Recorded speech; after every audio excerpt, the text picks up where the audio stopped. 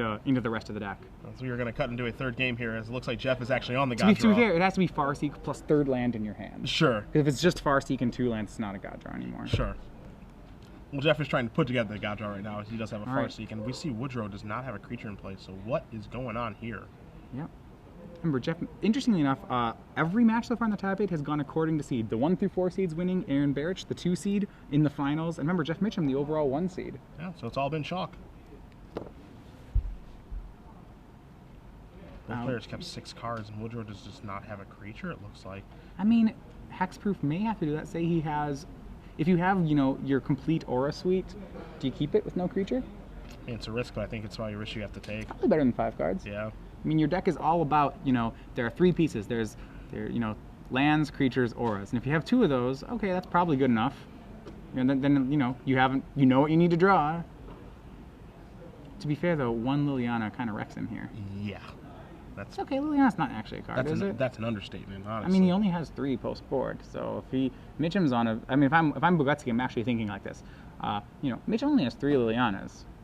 Maybe he doesn't have one in his hand. Sure. Probably doesn't have one in his hand. We'll go for it. You know, you'd say like, so when I math things out, what I'd say is, you know, something along the lines of, Mitcham with a 3 card in his hand is with 3 cards this card in his deck is probably only about 30% to have it in his opener, and I'm about 80% to hit a creature in the first 4 turns, you know, so then I'd say like, all right, this is like a 70 and an 80, so about 56% of the time I win. Hey, that's pretty good for a mull to 6. Sweet, I'll take it. You know what? I believe your math. I bet you're right. Yeah, I'm not a math teacher. I mean, like I mean, the hard thing is like those numbers there, I'm making them up based Sure. on feel. So if Sure. my feel is off on a number, then my conclusion's wrong. Sure. We see Voice of Resurgence suited up with Ethereal Armor, suited up with a Rancor. That thing's going to be a 2, 3, 4, 6, 4.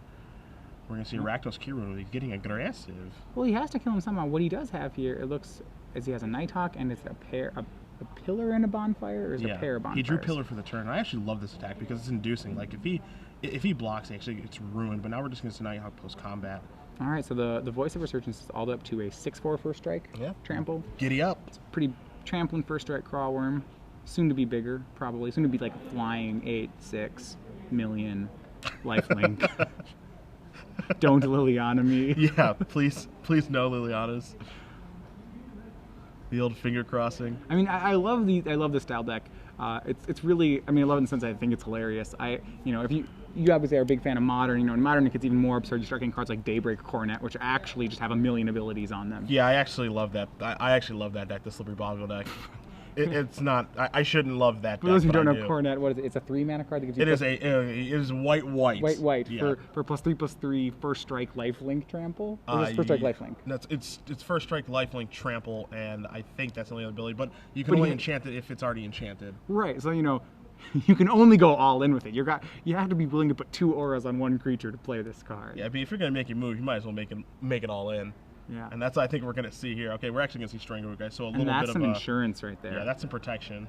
Yeah, first strike's vigilance lifelink. Right. It can't be trample. It's white. White doesn't give trample. Sure. White gives vigilance. Not yet. White doesn't give trample. So with white gives vigilance, yeah. So the creature actually becomes like this giant wall that just smashes you. And because of that creature, I think Bogucki's in the clear actually. Well, he has Pillar of Flame in his hand. We know Okay, that so Mitcham has we Pillar of can Flame. go Pillar of Flame. Right. So we can go Pillar, Liliana. Yes. I don't think he has a Liliana. He doesn't have I think we Liliana would have yet. seen it. Yeah, he has his hand right now is Pillar of Flame, and he has Actually, a Bonfire of the Damned. So Bonfire, how many lands is he on? He needs too many lands. Bonfire's not going to happen, right?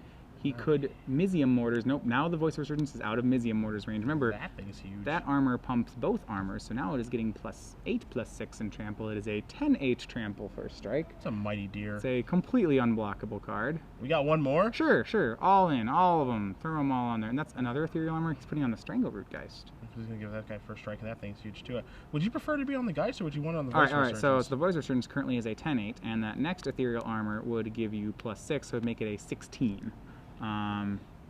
Doesn't matter. They're both absurd. I think I like putting on the Geist because now it can't be pillared, right? Maybe. Yeah, I guess it can be chump blocked, which is pretty bad. You don't get the extra damage in. Maybe because the Voice of Resurgence right now is a 12/10 first striker. You want to make sure that the voice is lethal in 2 swings no matter what. So as long as you have enough power on it that it's lethal in 2 swings, then I like putting the armor on the Geist. 12 meaning, so for it not to be 2 swings, Mitcham's going to have to chump block with 5 toughness worth of chump blockers. which he only has 4 right now. Sure. So you haven't actually lost a turn right now, but you might lose one to Mitcham's top deck. Okay. And I don't want to lose the extra turn, so if I think I'm in danger of losing the extra turn, I'll put it all on the voice. All right, well, we see the chump block there from the Nighthawk, but Trample's going to get some damage across here. So after the dust settles, we'll have an update on life totals for you. Sure, I don't think Mitcham's racing this. I think he has to answer it. I'm not sure how he's supposed to answer it. No, he's not racing this, I promise. That's not a thing that's going to happen here. I mean, we did just play, you know, a card that gives 2 auras that each give, like, +4/+4. One of them gave it was a +5/+5 and a +4/+4 aura. Each of them cost 1 mana. Yeah. Because, you know, that's completely reasonable. So you see both players figuring out life totals and how big are these guys, and looks like they're going to figure it out. I guess, you know, we're going to see how much trample damage is. Again, the Voice of Resurgence right now is a 2. It's a 12/10. It is a 12/10. 12 minus 3 is So it should be 9. So 9 9, 10, and 11. 6. Yeah, 10. So it should be swinging for 12. Wait, no, not 12. Sorry, 9 was 15 total. Sorry. Yeah, the 9 was already including the block. Vampire has lifelink. That doesn't matter. They have first strike. Yep. So it's just a chump blocker, and there's the pass of the turn. There's actually, so does Mitcham play like a Dreadbore here? He's not Woodrow Bogucki, the first upset in the top 8. Well, upset by seeding, but probably not by matchup. He will move on to the finals against Aaron Barrett. Definitely not by matchup. That's the deck he wants to play against every round if he had a choice. He wants to play against Jund, and he probably wants to play against Junk too. This is a great place for Ban Hexproof to be, and he's going to be playing against Aaron Barrett. And again, Aaron Barrett's playing the Naya aggro deck. So we're moving right along here. We're going to the finals now, my friends. Again, another fantastic weekend from Jeff Mitcham, but it's a very difficult matchup for him to win. It really is. Yeah, we've seen that Bogucki winning twice. Both times, actually, though, it took him to Game 3, both times defeating Jund. So it's not to say that, you know, it's not an unwinnable matchup. Jund does have some interaction. It's just on the wrong side of it. Yeah. You know, it really just feels like for Jund to win, they have to steal 2 games, and the first one's very, very hard to steal, and you have to dedicate a healthy amount of sideboard cards to actually win the second and third game. And any matchup that you're walking into where you know you're down